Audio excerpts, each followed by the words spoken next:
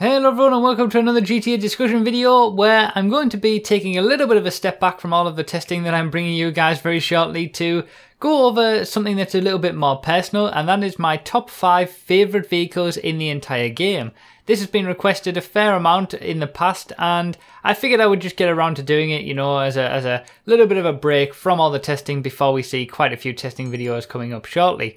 So first, in 5th place, my 5th favourite vehicle in the entire game is the Prairie. Now, those of you who have seen my channel for a while will probably know why this is.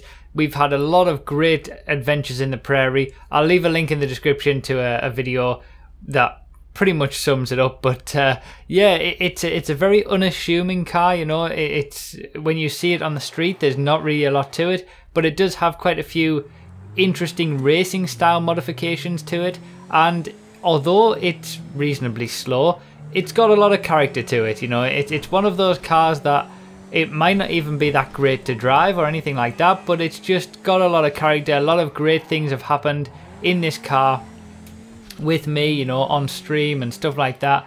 Great adventures, great, you know, amazing things that have happened. So it definitely deserves a place in this top 5. Maybe not, you know, the top spots, but it's definitely there in 5th place because it's one of my favourite vehicles. I quite like the styling of it as well, you know, and the racing style modifications are great. But ultimately, it's more just about the adventures that we've had with it and all that kind of stuff, which I've made a video on before. But obviously, you know, it's also got its party piece, which you'll see right at the end of this clip, which is the sort of the reverse donuts, because it is a front wheel drive vehicle. So yeah, just for those of you who don't already know, I have done multiple garage tours as well. That sort of goes through my very first garage, and then you know, a 10-car garage, and then the 2 10-car garages, and then the triple garage tour. I've done all of that before, so if anyone does want to see all of these vehicles that are in these garages, not a lot has changed since then.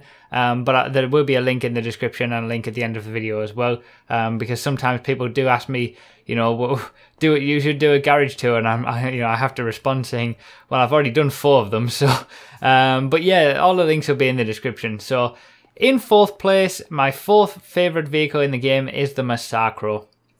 Now, this isn't the race car version of the Massacro, this is just the regular version of the Massacro. And the reason that I like this is because I can have my actual colours, my racing colours on it, you know, that bruffy orange, if you like.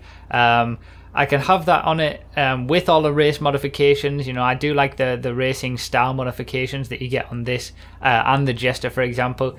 But there's something about the regular version of the Massacro that I just enjoy driving more than the race car version. Although the race car version does have a little bit more traction, it is slightly quicker by a very small amount. For me, it's the way that this car feels in terms of the way that it drives that is the reason that I like it. And it's not going to be one of the quickest, you know. It's very quick in a straight line, but it doesn't have an awful lot of traction, especially in comparison to some of the top sports cars like the Feltzer and certainly like the Elegy as well. Both of those cars have a lot of traction, whereas the Massacro has more power than they do, but much less traction, and that power to traction ratio is something that I prefer to be slightly lower. I prefer to have a car that has a little bit less traction but a bit more power, because it makes it feel like a proper car, you know. The Massacro feels a lot closer to a proper GT style racing car than any other car in the game, really, I would say. And you know, there's some corners, for example, on the North Loop is where it really shines, and where you get the most, you know, I personally get the most fun out of driving this car. There are some corners where in a Feltzer, for example, or in an Elegy, you just wouldn't have to think about it. It wouldn't even be a corner, because it's got those cars have so much traction. Whereas in the Massacro, it does actually become a proper corner, and you have to think a lot more about what you're doing to get the best lap time out of it. So it's just a car that I really enjoy to drive, enjoy to race, and also take it to the guys that have a lot more traction as well and try to defend from them. Now, in 3rd place is the Infernus. I absolutely love the Infernus, the way that it drives, the way that it looks. You can't really go wrong with those Pokeball rear lights as well. Inside, there's not a lot to it, obviously, but for me, the Infernus is a very special car because it's always historically been my favourite, all the way back from GTA 3, you know, through Vice City and San Andreas, and I think the Vice City one was probably the best. But it's historically always been a sort of favourite vehicle of mine, and it's certainly my third favourite vehicle in the entire game in GTA 5. And I really like it's not just a case of, you know, the styling of it, which there are cars that may look slightly better or slightly more like a supercar, if you like. You know, the Turismo is pretty out there, and some of the you know, the Zentorno is pretty crazy as well in terms of the styling of it. The Infernus isn't quite like that, but it's a combination of the way that it looks and the way that it drives as well. It's very strange. There's not really a lot of cars. In fact, I don't think there's really any car that is like the Infernus in terms of the way that it is to drive. And you know, you do have to get used to it. You do have to practice with it to be able to get used to the idea that you pretty much never ever want to be off the brake or the accelerator. You always want to be on one or the other, but you can brake really far into the corners whilst turning as well, and there's certain parts of the game code to do with the Infernus that allow that to be possible. But yeah, it's such a different car compared to everything else, and a very, very good driver in the Infernus can take it to the top supercars. It's just very, very hard to do. So yeah, it's got bags of character, but in second place is the Swift. So the Swift isn't a car, and this is why the title of this video is my top 5 favourite vehicles rather than top 5 favourite cars.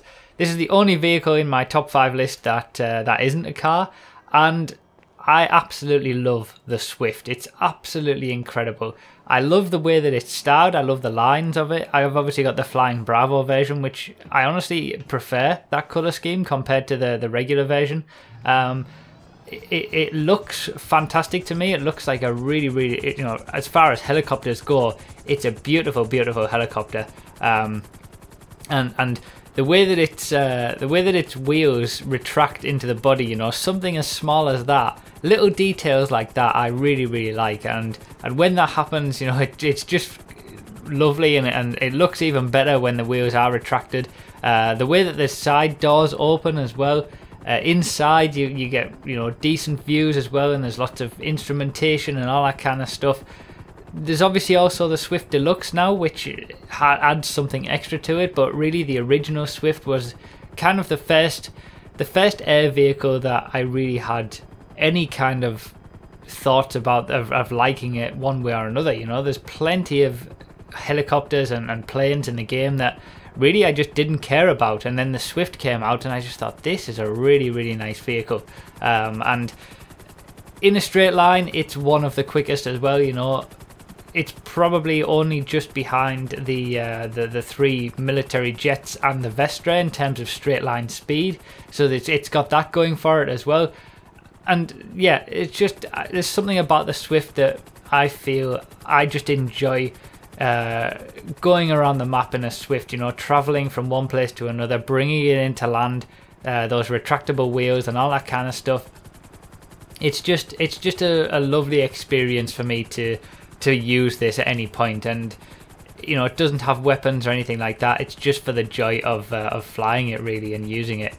But in first place, ultimately, the number 1 vehicle, my favourite vehicle in the game, is the Stinger GT. It was never really going to be anything other than this. This car is absolutely beautiful to look at. It's beautiful to drive. It's beautiful inside as well. The sound is fantastic.